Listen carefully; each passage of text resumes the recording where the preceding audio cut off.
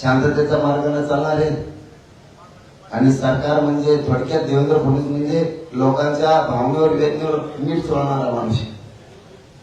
त्याला लोकांचं जितकं वाटलं होईल तितकं तो बघणारा माणूस. हो ना, त्यांच्या संग हिडल सगळं देवदेव गणपतीचं दर्शन घेत्या. कोण केंद्रीय मंत्री आला दिल्लीवर त्यांच्यासोबत हिडल. मराठ्याच्या मागण्याकडे वेळ नाहीये लक्ष द्यायला. मग यालाच म्हणते महाराष्ट्र देवेंद्र फडणवीसला अस्थिर करायचा, पोलिसाला लाठीचार्ज करायला लावायचा आणि मग त्यांना गणपती नाही दिसत, मग त्यांना हिंदुत्व नाही दिसत, मग देवदेवता नाही दिसत, त्यांना वातावरण फक्त दूषित करायचं. हे त्यांचं काम आहे, हे त्यांचं काम आहे देवेंद्र फडणवीसांचं. बघू, पोरांनी शांत राहा.